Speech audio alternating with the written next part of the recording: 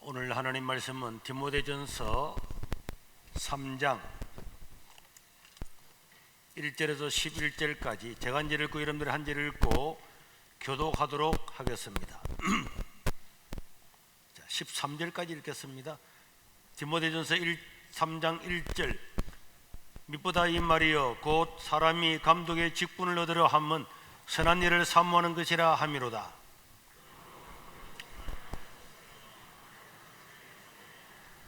술을 즐기지 아니하며 구타하지 아니하며 오직 간용하며 다투지 아니하며 돈을 사랑하지 아니하며 사람이 자기 집을 다스릴 줄 알지 못하면 어찌 하나님의 교회를 돌보리요. 또한 외인에게서도 선한 증거를 얻은 자라야 할지니 비방과 마귀의 올무에 빠질까 염려하라. 깨끗한 양심의 믿음의 비밀을 가진 자라야 할지니 여자들도 이와 같이 정숙하고 모함하지 아니하며 절제하며 모든 일에 충성된 자라야 할지니라. 집사들은 하나님의 남편이 되어 자녀와 자기 집을 잘 다스리는 자일지니 집사의 직분을 잘한 자들은 아름다운 지위와 그리스도 예수 안에 있는 믿음의 큰 담력을 얻느니라. 아멘. 자, 오늘은 본문은 그렇게 읽었지만은 여러분들이 잘 기억을 하시고 오늘은 특강인데 짧은 특강하고 공동회의를 통해서 우리 사역 장로님을 뽑도록 하겠습니다. 자, 우리는 미래는 준비하는 자의 것이죠. 이런 말 많이 들어보셨죠? 미래는 준비를 해야 됩니다. 개인도 그렇고 국가도 그렇고 회사도 그렇고 준비하지 않으면 안 됩니다. 여러분 스마트폰이 나온 지 11년 됐어요. 여러분이 스마트폰이 나온 지가 굉장히 오래된 것 같지만은 11년 전에 스티브 잡스라고 하는 사람이 이 스마트폰을 만들었단 말이에요. 그런데 그 전에까지는 저 핀란드의 노키아라고 하는 이 노키아에서 전 세계 대부분의 핸드폰을 만들고 압도적인 세계 1위였습니다. 그런데 애플에서 스마트폰을 만들 때에 그거는 불편하다, 그거는 안 쓸 거야 해서 따라가지 않았어요. 따라가지 않았더니 스마트폰이 나온 지 1년 지나고 2년 지나고 난 다음에 모든 사람들은 스마트폰을 사용을 하고 옛날에 그런 폴더폰을 사용하지 않으므로 그 노키아라고 하는 세계적인 기업은 그냥 망해버리고 말았습니다. 우리 삼성도 망할 수가 있었는데 이 앞으로 사람들이 이렇게 나가겠다 해서 애플을 막 뺏겠다고 애플이 소송도 하고 그랬지만은 그 길을 갔기 때문에 이 삼성전자도 살아남을 수가 있었고 우리나라가 스마트폰을 가장 많이 파는 그런 나라가 되었습니다. 옛날에 사진을 찍으면은 전부 다 필름을 가지고 필름을 현상을 했습니다. 코닥 현상소가 전 세계에서 1위였어요.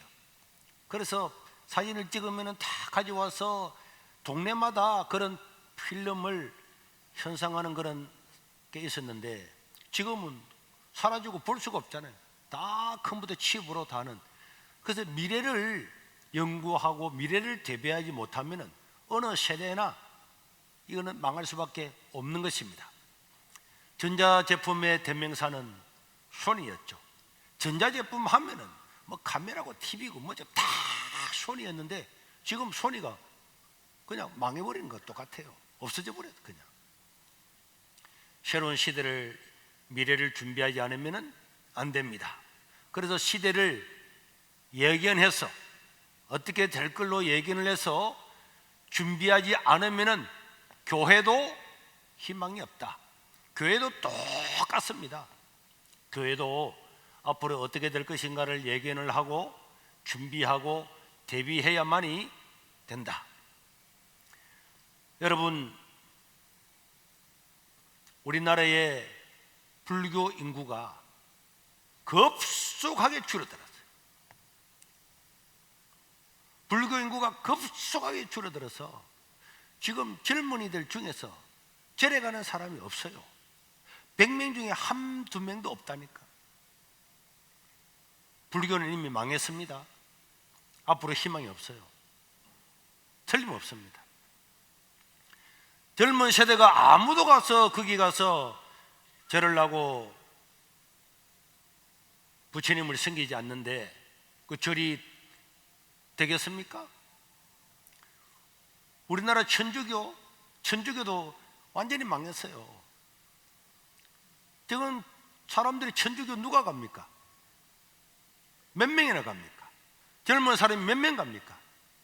그럼 그는 보지 않아도 5년 10년 되면은 없는 거예요. 그래 신부 될 사람이 없어서 지금 난리야. 신부가 있어야 되는데 신부에 지원하는 사람이 없는 거예요. 왜? 젊은이가 교회 가야 되는데 그 젊은이가 교회 가서 청년이 되어서 공부를 해가지고 신부가 돼야 되는데 그런 사람이 없잖아요. 사람이 없으니까 지금 희망이 없는 거예요. 그러면 우리는 교회는 어떻게 될까? 우리나라 불교는 지금 완전 망했습니다. 천주교도 거의 망했는데 아직까지 맹병을 이어가지만은 이미 희망이 다 사라졌다. 그럼 여러분들 교회는 어떻게 되겠습니까? 지금 우리는 인구가 급속하게 줄어들고 있습니다. 한 명이 두 사람이 결혼해가지고 애를 몇 명 낳습니까 지금? 0.9명입니다 지금. 두 사람이 결혼했는데 한 명도 애를 안 낳는다니까. 그러면 우리나라는 모든 면에서 엄청난 위기가 곧 다가옵니다. 이거는요 누구나 예견할 수 있는 거고 어떤 학자들도 다 동의를 하는 겁니다. 그래서 저는 이런 보면서 우리 국가가 한 번은, 제가 정치인은 아니지만은 특단의 대책을 세우지 않으면은 이게 두 사람이 결혼해 가지고 애가 한 명도 안 낳는다. 그러면 이 나라는요 얼마 있지 않으면 망하게 되는 거예요. 나라 망한다니까요. 그래서 자녀를 출산하지 않으면 안 되기 때문에, 그러면 왜 자녀를 출산하지 않느냐? 제가 뭐 거기에 대해서 지금 말할 건 아니지만은 어쨌든 간에 키우기 어려우니까 자녀를 출산하지 않잖아요.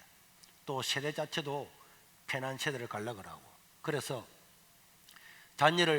결혼해서 자녀를 낳는 사람과 안 낳는 사람을 제 생각에는 큰 차별을 두게 된다 생각해요.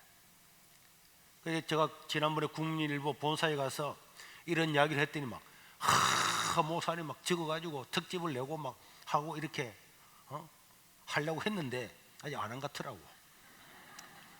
진짜 그 사장부터 와가지고 목사님 말씀 맞습니다. 그런데 이게 이제 특단의 대책을 세워야 되거든요. 우리나라 국민연금이 예를 들어서 한 800조 있다. 예를 들어서 700조인지 800조인지 모르겠지만 있으면은 제 생각에는 한 20조는요, 아니 한 20% 정도는 이런 데 투자를 해야 돼요. 이 앞으로 2050년 되면은 국민연금이 다 사라지고 다 노인들밖에 안 남고 애들은 없고 세금 낼 사람 없어서 고갈된다니까. 그러면은 문제 당겨가지고 한 20% 정도를 결혼하면은 무전하고 5천만 원 주는 거예요. 예를 들면 5천만 원. 애 하나 낳으면은 5천만 원. 또 둘째 낳으면은 5천만 원.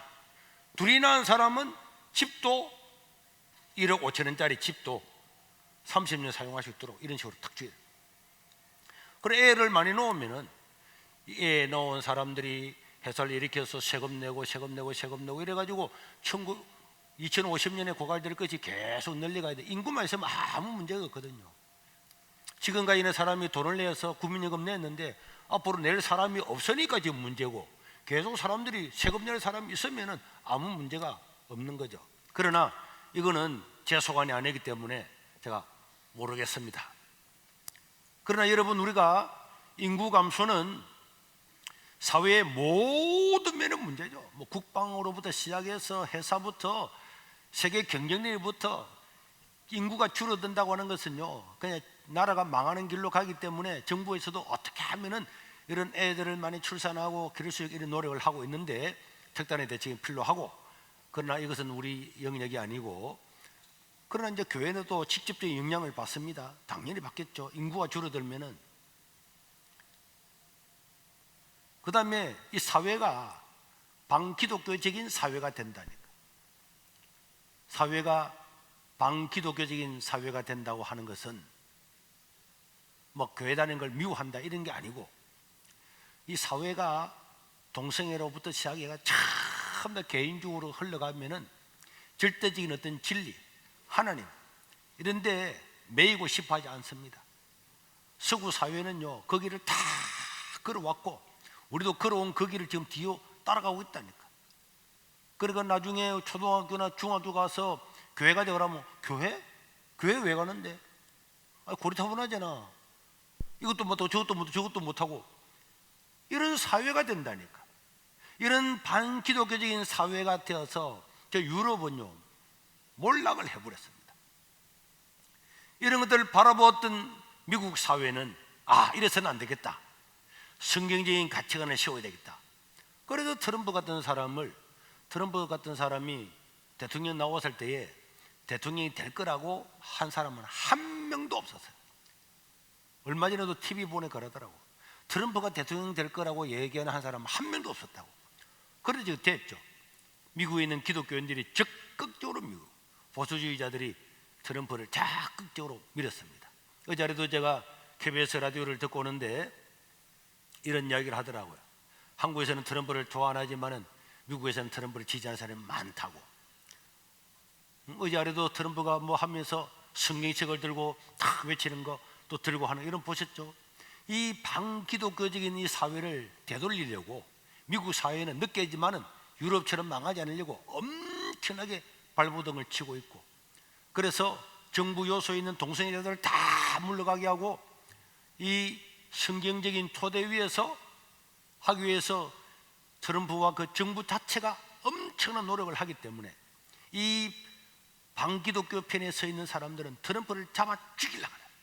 미워가지고 막 못된 것들, 잘못된 것들은 막 부각을 하고 그랬잖아요.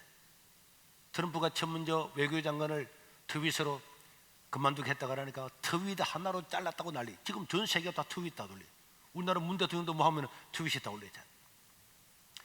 그런데 이렇게 반기독교적인 이런 사회가 되면은 그 안에서 예수 믿기가 어려운 거예요.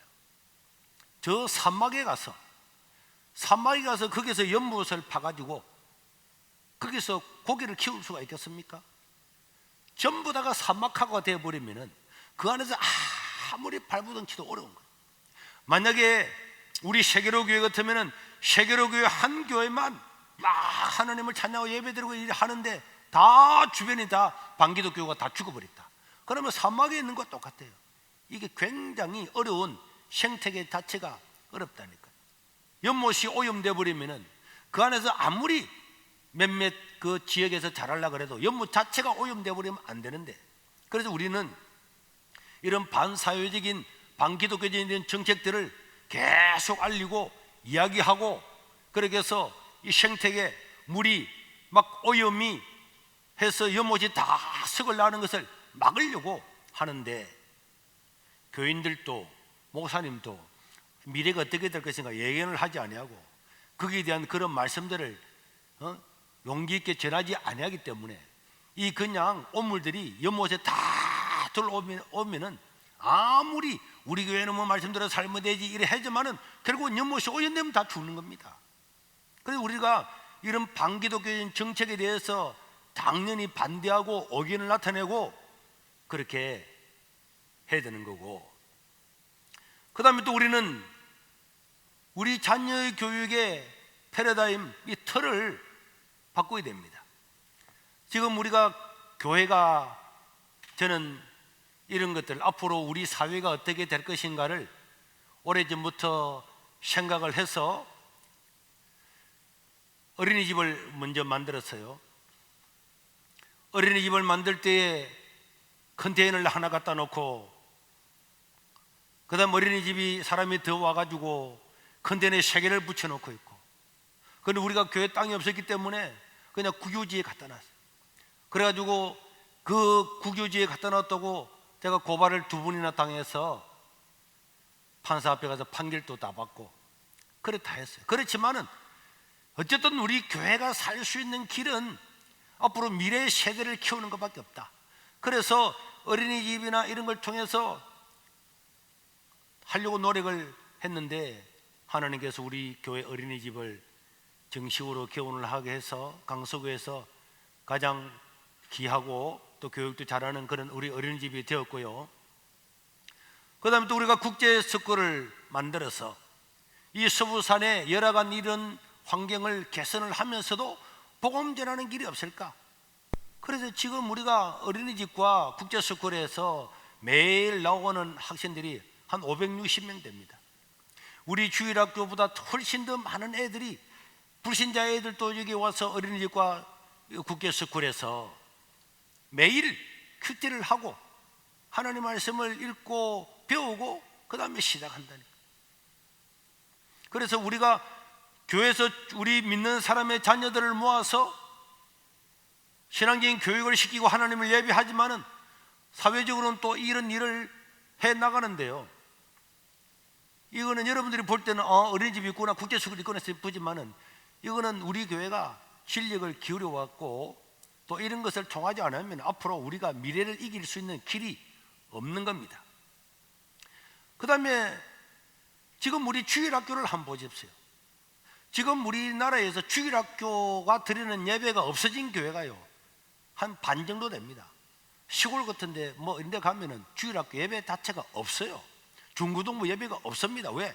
인구가 감소해서 애들이 몇 명밖에 없는데 중고등부 학생회 뭐 이런 예배 있습니까?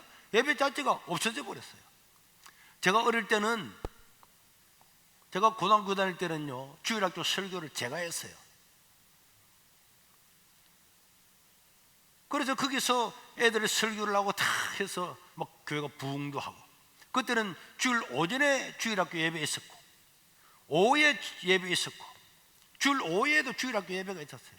수요일 날도 예배가 있었어요. 그리고 지금은요 싹 다 없어져 버렸잖아요.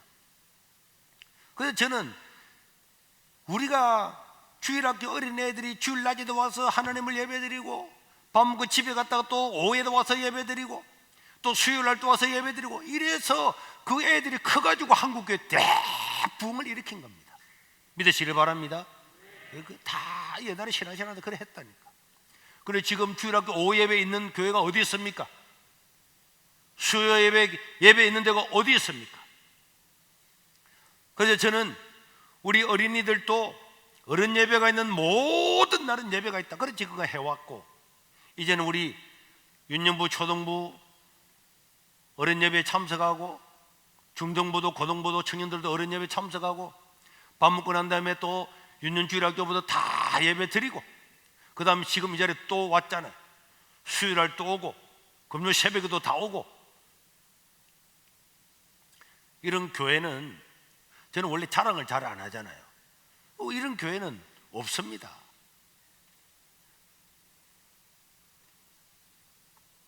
유년부 유치부도 지금 이 시간에 그 안에 넘버리기 때문에 자기들끼리 지금 예배 드리고 있다니까.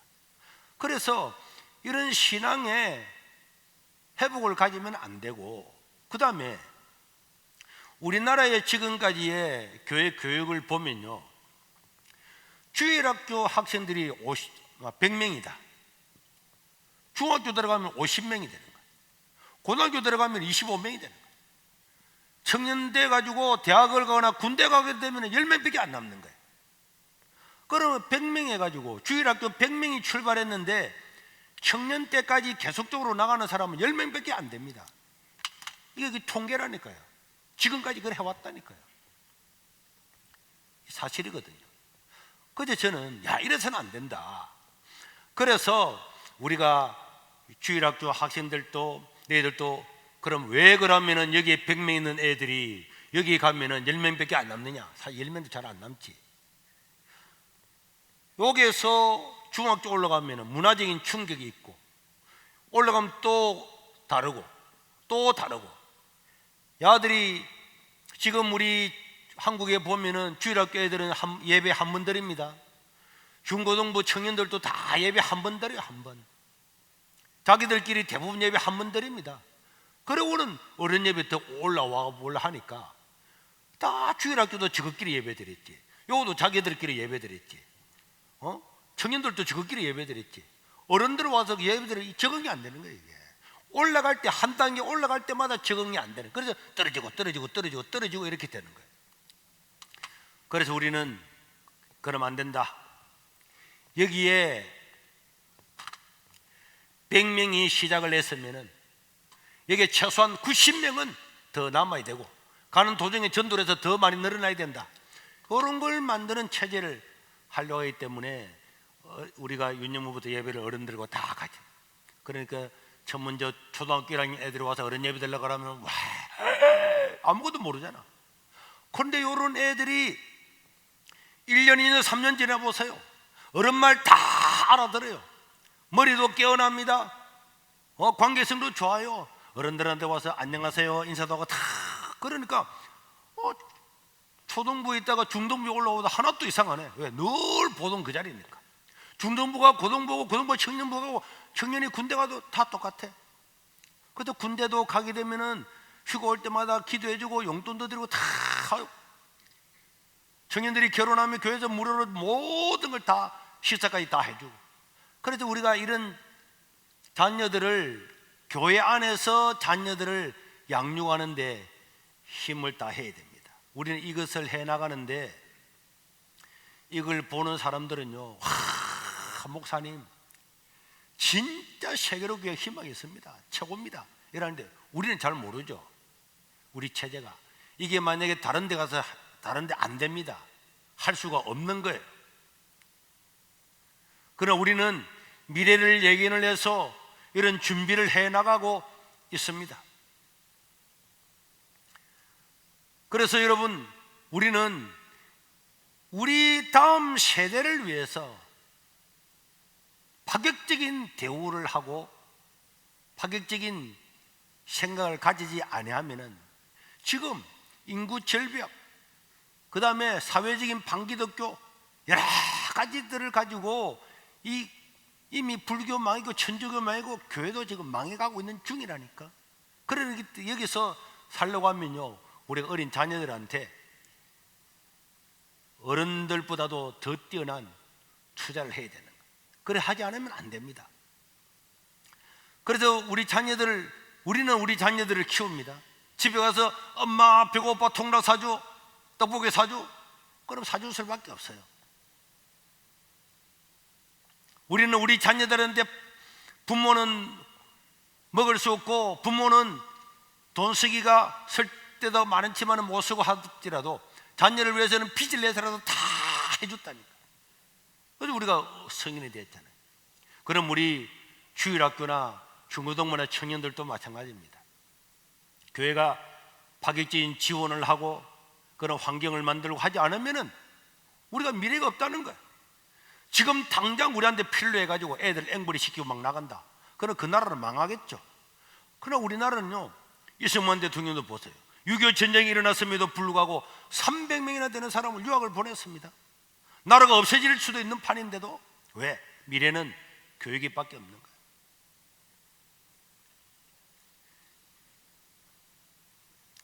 일본에서 메이지 유신을 일으킬 때도 마찬가지입니다.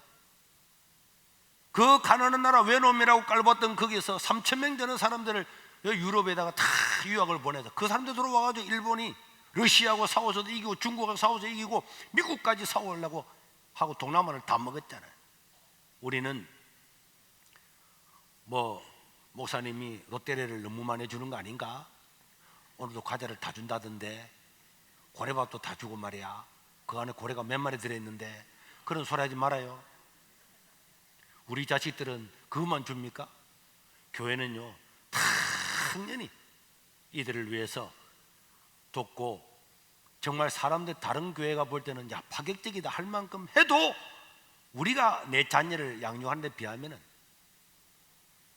그 안 되는 거죠. 그리고 우리는 이 사회 문화가 지금 중고등부 애들도 다 노래방 가서 노래하고 막 그래가지고 코인 노래방 들어서 코로나 걸리고 했잖아요. 여러분, 교회는요 사람들이 생각하는 거예요. 교회에서만 신앙생활 오래 하고 어른이 된 사람들은 오늘 미스터트롯 뭐 유지강 씨 이런 사람 보면은 뭔가 모르게 좀 이런 게 있잖아요. 우리 같은 사람, 저도 내가 유행가 하나도 모르는데 뭐 노래방에 제가 가겠습니까?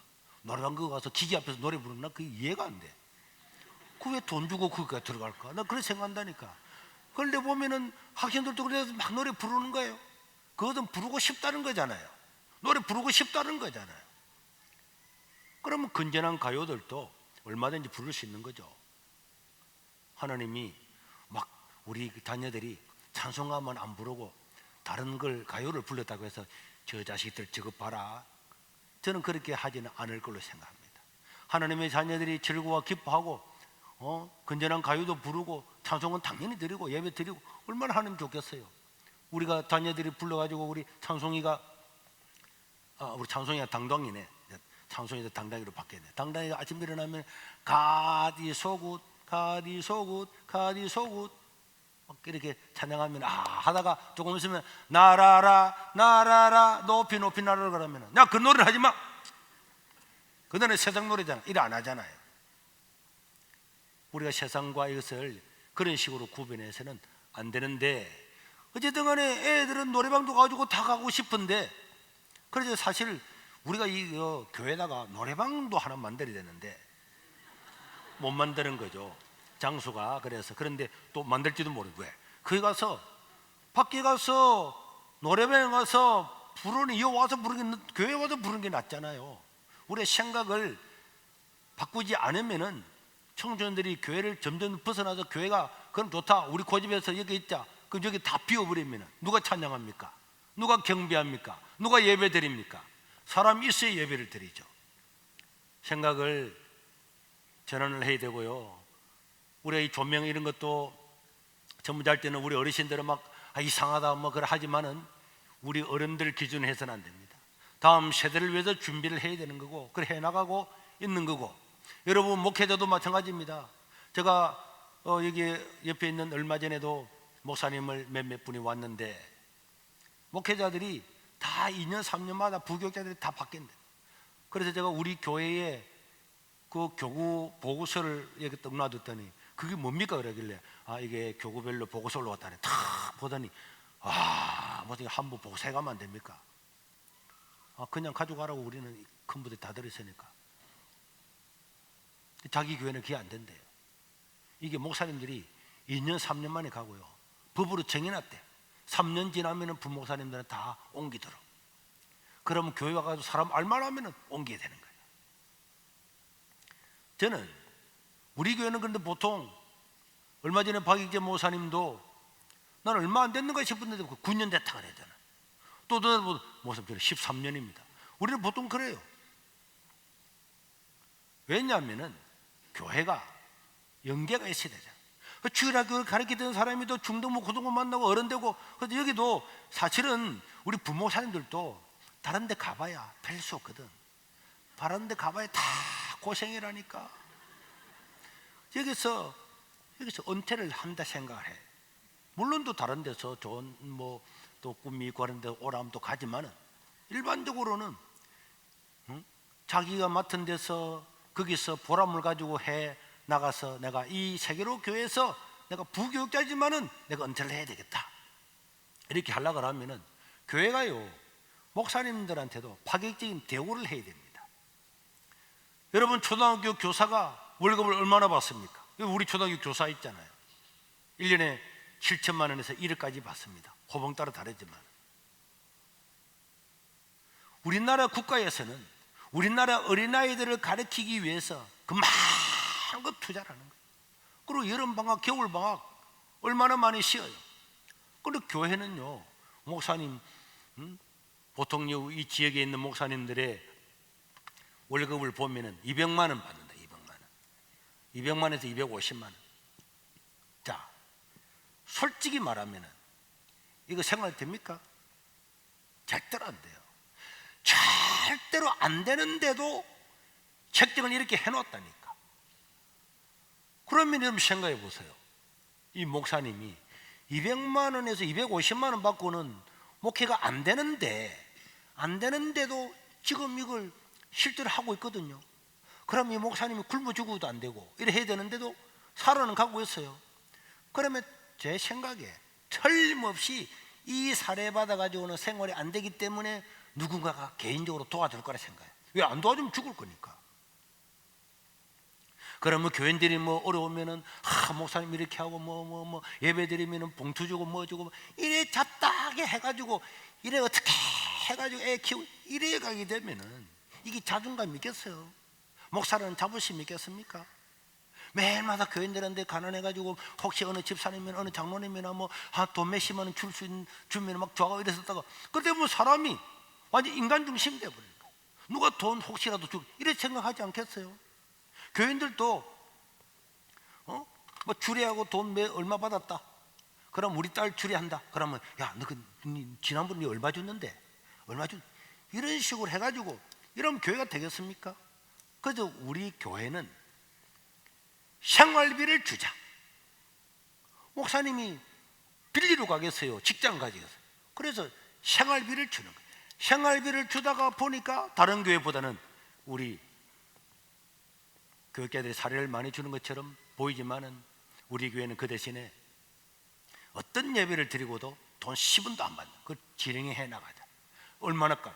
어차피 그러면서 그 교회가 계속적으로 우리 사회에서 가장 귀한 인재를 데려와서 이 사람들이 목회자가 되고 이 사람들이 우리 애들을 가르치고 양육을 해야 교회가 부흥이 될 건데 최고 인재가 목사가 되지 않고 목사가 되려고 하다 보니까 야 이거 돼가지고 내가 아무리 사명을 받아 물론 사명 받은 사람은 있지만은 그는 극소수고 내가 야 이렇게 해가지고 이래 생활해가지고 내가 목사가 되겠냐? 아니 나 안 할래. 안 한다고 하니까 우리나라 신학교가 전부 다 미달입니다. 실제로 미달입니다. 지금 대학원이 다 미달이에요. 왜? 지원을 안 하니까. 왜 지원 안 합니까? 아이고 그 목사 돼서 뭐 하려고. 그러니까 좋은 인재가 안 들어가잖아요. 이렇게 되면은 교회는요 망할 수밖에 없죠. 우리나라 삼성이나 LG나 현대나 이런 데서 대학생들 이런 사람 뽑아서 막 박사급 뽑아서 막 7천만 원 8천만 원 주고 막 연구하라고 팍 그러니까 나라가 사는 거잖아요. 근데 만약에 삼성이나 이런 데서 3천만 원 4천만 원 주면 누가 거기에 가겠습니까? 안 가면 거기는 좋은 인재가 안 가면 망하는 겁니다. 우리는 이런 합리적이고 정상적인 이런 노력을 통해서 지금 미래 세대가 계속적으로 신앙으로 승리해 나가려고 해야 되는 거예요. 그래서 그런 사람들이 바른 신앙관을 가지고 바른 믿음을 가지고 또 하나님을 믿으면서 자부심이 있고 자기 삶에도 자부심이 있고 그렇게 해서 우리가 교회가 계속적으로 이 하나님 나라의 부흥을 하는 그런 게 돼야 되겠고 그 다음에 우리 교회도 마찬가지입니다. 교회가 대형교회가 되면은 사람이 소외된다. 오히려 군중 속에 개인이 있는 것처럼 교회가 더 커졌는데 그 각 개인은 더 좁아질 수 있어요. 교회가 다 커져버리기 때문에 그냥 누가 누군지도 모르게 되기 때문에 우리는 구역이라고 하는 교구라고 하는 강력한 조직을 만들어서 교회가 아무리 크가더라도 그 안에서는 많은 역할을 하고 또 서로 사람들이 알고 교제하고 또 족구도 하고 이렇게 함으로 말미암아서 교회가 커가지만은 그 안에서 외로움을 느끼는 것이 아니라 어떤 교회보다도 더 많은 이런 교제를 통해서 도움을 받을 수 있는 그런 교회를 만들려고 노력을 합니다. 그래서 저는요 저 30평 예배당에 있던 저기서 이쪽으로 지금 식당 자리에 450평을 사가지고 저게 교회가 왔을 때에 저는 미래를 한번 생각해 봤어요. 그러면 우리가 교회가 만약에 우리가 계속 이렇게 성장을 해나가서 많은 사람이 왔을 때에 이 사람들을 어떻게 수용하고 어떤 교회가 되어야 우리가 바람직한 교회가 되겠냐 이런 생각을 했습니다. 그래서 자, 뭐 옛날 분들은 다 기억을 하겠지만은 우리 또 영상 같은 데 보면 나오잖아요. 여기 우리 식당이 여기 있고요. 그 다음에 우리가 본당이 여기에 있고, 지금 이제 여기 교육관도 됐죠. 어린이집 여기 있고요. 국제스쿨이 뒤에 있습니다. 옛날에는 여기 조그마한 요것만 있었다니까. 요것만 있고 나머지는 다 팝아치였죠. 이 팝아치에 제가 있을 때 여기에 빨간 지붕에서 생각을 했습니다. 만약에 우리가 여기서 사람들이 몰려오면 어떻게 될까? 그러려면은 여기에 일단은 넓은 이 대지를 확보를 해서 잔디를 심고, 교인들이 교회가 크지더라도 여기서 밥도 먹고 교제도 하고 운동회도 하고 다 이렇게 하면 얼마나 좋을까. 그리고 어린이집도 주고 또 새로운 학교도 지으려고 그렇게 생각을 하다가 제가 당회를 열었습니다. 기획하실 사람은 기획을 할 건데, 제가 그래서 앞으로 우리가 미래를 볼 때는 우리가 외곽지의 한쪽 구석에 있지만은 이걸 활용을 해야 됩니다. 도시가 계속 발전하게 되면은 사람들은 외곽에 놀러 올 건데, 우리 교회는 놀러 오는 교회, 전원교회처럼 해서 여기서 예배드리고 식사하고 교제하고 다 하루 동안 있다가 가는 그런 교회를 합시다. 그러려고 그러면은 이런 대지 확보가 필요합니다. 어린이집을 짓고 이런 게 학교를 세우려고 그러면은 이렇게 필요합니다. 그런데 뭐가 없죠? 돈이 없지. 요거 짓는데도 빚내가지고 지었다니까요.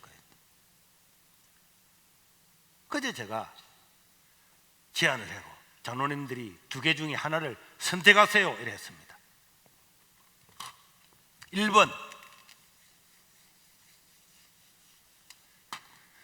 지금부터 우리 꿈을 이루기 위해서 이 땅을 사고 이런 거 다 하고 학교를 건축하기 위해서 지금부터 돈을 모은다. 1번, 돈을 뭐 하자고요? 모은다. 그래가지고 서지도 안 하고 전도도 안 하고 열심히 돈을 모읍시다. 그래가지고 돈이 모아지면은 이 땅을 삽시다. 그리고 어린이집도 짓고 이것도 하고 이런 식으로 해 나갑시다. 이게 1번이었어요. 2번, 빚을 내가지고 먼저 다 사놓고 난 다음에 이런 좋은 교회 와가지고 전도가 되면은 우리가 교회가 부흥하면서 이 빚을 갚아가자.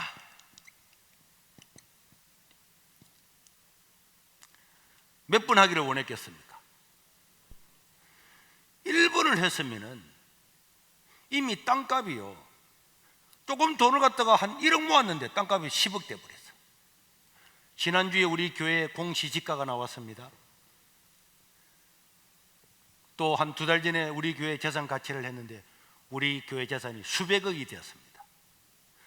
만약에 우리가 1번을 선택을 해서 돈을 모으자 했으면 첫째, 3억도 못 모았을 거다. 20년을 모아도 3억을 언제 모아집니까? 누가 와서 돈 모으도록 하겠습니까? 교육자 묵고 사례받기도 어렵는데 안 되는 거지. 그런데 이 땅을 먼저 사놓고 난 다음에 빚을 갚아가자. 어떻게 할래? 그래서 빚은 헌금이 나온 겁니다.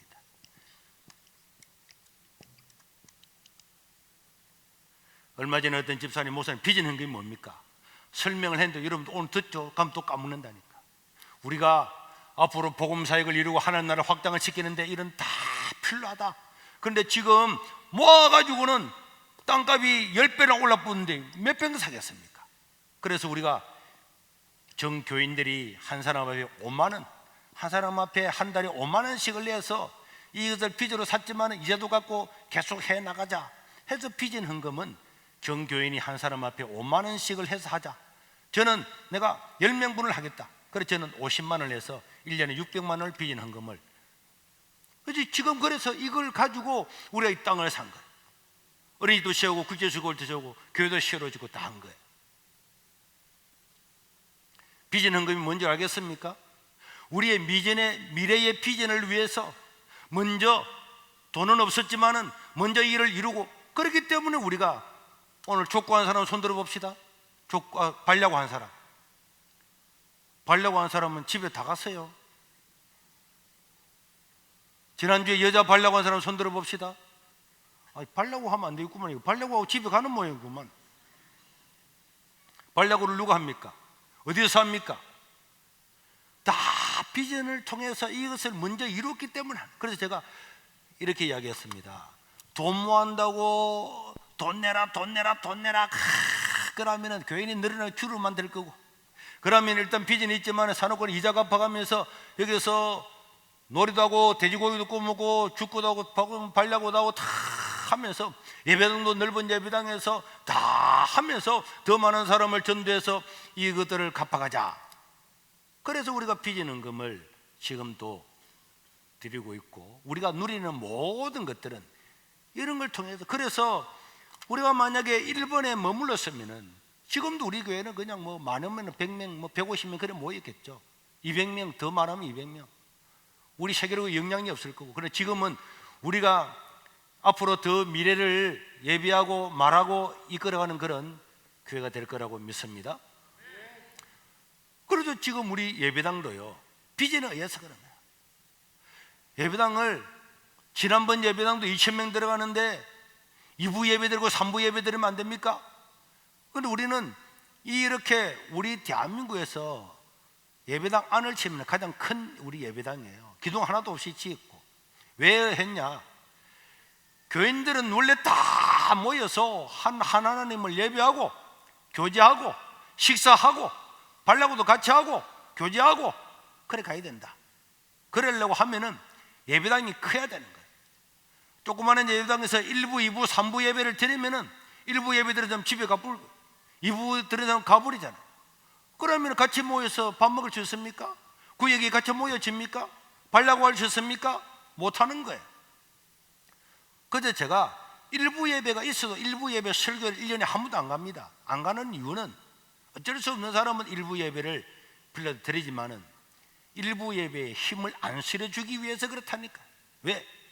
여기서 예배당에 있는 한 다 와서 예배를 다 같이 드리고 구역에 식사할 때도 다 같이 구역에 빠진 사람들이 다 모이고, 그러니까 여러분 신천지 같은 게 절대로 못 들어오잖아요. 그렇게 해서 이런 교제나 이런 것들이 원활하게 이루어지라고 이렇게 어마어마하게 큰 예배당을 짓게 된 겁니다. 그리고 우리 교회는 사역 장로를 오늘 뽑는데요, 사역 장로가 있습니다. 우리나라 교구, 우리 교회 교구가 30개 있는데 제 생각은, 제 원래 계획은 이 30개 교구의 모든 교구장은 장로가 다 돼야 된다. 교회가 큰 교회가 될수록 거기서 한 교구는 한 작은 교회처럼 선교사를 지원하고 전도하고 도와주고 거기에 목사님이 있고 장로님이 계셔서 그들을 다스리고 건면하는 이런 교회를 만들기 위해서 사역장로를 세우는데, 교회는 장로가 많아지면 안 되는 거예요. 일반 교회는. 왜? 우리나라에 옛날에, 지금 제가 정확하게 모르겠으면 제가 학교 다닐 때는 뭐 16부 얼마 있었어요. 우리나라 장관이 16명이라는 거죠. 그러면은 5천만이 넘는 이 나라의 장관이 16명밖에 없고, 미국 같은 저렇게 큰 나라도 장관은 얼마 없습니다. 교회는 크나 적으나 지도부는 많아질서는 안 되는 거죠. 그럼 회의 자체가 안 되고 이끌어갈 수가 없습니다. 만약에 회의를 하는데 100명 모여 회의한다, 그럼 뭐 교회가 되겠어요? 이 말 저 말 다 하고 다 들어주려면은. 미국의 대통령도 자기 주변의 참모들은 소수란 말이에요. 그래서 큰 교회들은 장로가 많이 있어도 여기서 당회원, 시무장로 혹은 운영장로에서 소수만 해요. 아무리 큰 교회도 20명 넘어가지 않도록. 지금 수영로 교회 같은 데도 장로님이 7명밖에 없어요. 왜 이렇게 적게 들었냐? 이 사람이 많아지면 회의가 안 되잖아요. 그 다 모이도록 언제 기다리겠습니까? 이거 안 되는 거예요. 그래서 장로님은 극소수거든요. 근데 제 생각은 장로님을 많이 세워서 최소한 교구 하나는 다 맡게 하겠다 이런 건데, 그러려고 하기에는, 그러려고 해서 장로를 많이 세우면 이 교회가 이게 지도부가 많으면 교회가 안 움직입니다. 분열이 된단 말이에요. 어디에서나 알렉산더 대왕이 세계를 정복할 때도 7명의 핵심 사람들이 세계를 점령하고, 징기스칸도 마찬가지입니다. 핵심이 너무 많으면 이거는 아무것도 안 된단 말이에요. 그럼 우리는 사람을 그럼 줄일 거냐? 사람은 늘리는데, 그러면은 교회를 운영하는 신무장로는 10명 안팎으로 하는 소수로 하고, 그 다음에 사역장로를 많이 두어서 진짜 사역을 하게 하자, 이런 게 우리 목적이라서 사역장로님을 뽑습니다.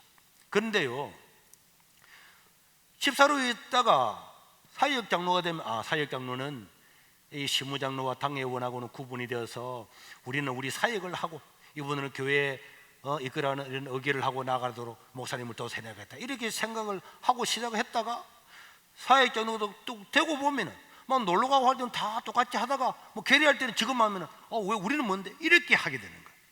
그럼 이거는 일어날 수가 이래 할 수가 없어지게 되는 겁니다. 그래서 이 사람들이 결혼이 되면은 여기서 또 올리고 다 하고 이렇게 교회의 사역을 위해서 사역 장로를 뽑습니다. 이번에도 사역 장로를 오늘 7명을 뽑는데요. 이런 사역 장로를 뽑아서 그 안에서 당회원이나 신무장로나 목사님을 보필하는 사람들이 다 확보해서 그 일을 하고 사역 장로님은 다 대외적으로는 똑같은 장로지만은 우리 교회에서는 우리가 사역을 하는데 중심을 두고 그 당회원들이 하는 일을 적극적으로 도와주는 평소에 있다가도 어떤 체계가 서면은 분명한 선을 긋고 이렇게 되면은 2년 뒤에 3년 뒤에도 장로님들을 더 많이 뽑아서 결국은 교구마다 다 장로님을 세워서 이 교회를 이끌어갈 그런 계획입니다. 그래서 이번에도 제가 사역 장로님들을 뽑을 때 이미 서약서를 다 받았어요. 이 동의하느냐? 나중에 사역이 없는데 뭐 우리 당회원이나 우리하고 뭐 차별하느냐? 그런 소리 할 것 때문에 지금 하지 마라. 그렇게 하지 않았을 거면 아예 뽑지도 않았을 거고. 그래서 우리는 이 사역 장로님이 얼마나 역할을 중요하게 해서 각 교육 부서부터 시작해서 우리 교회가 미래를 대비하는 그런 교회를 만들고 그 다음에 이제 당회원들은 소수지만은 또 이분들을 다 똑같잖아요. 똑같이 하지만은 교회가 무슨 의결하고 필요할 때는 목사님부터 신속하게 이렇게 해서 교회를 이끌어가는 이런 체제를 만들기 위해서 오늘 사역 장로님을 뽑습니다. 이해는 되셨습니까? 그래서 저는 이렇게 해나가면은 지금까지도 하나님의 큰 은혜로 왔지만은 앞으로 대한민국의 교회가 엄청나게 경랑이 올 겁니다. 제가 이대로 만약 가면요 10년 뒤에 교회가 반으로 줄어든다. 그런데 우리 세계로 교회가 새로운 모델을 제시해서 저렇게 하면 교회가 부흥하고 교회가 아무리 세상이 어려워도 이겨나갈 수 있구나 하는 모델을 제시한다면 우리는 세상의 어떤 일보다도 더 큰 일을 할 거라고 저는 생각을 합니다. 여러분들도 협력해 주시고 이런 일을 기도해 주시고 빚진 헌금을 모르는 사람은 내가 족구하는 게 다 빚진 헌금으로 다 해서 하는구나 이런 거 다 알고 하셔야 되는 거죠.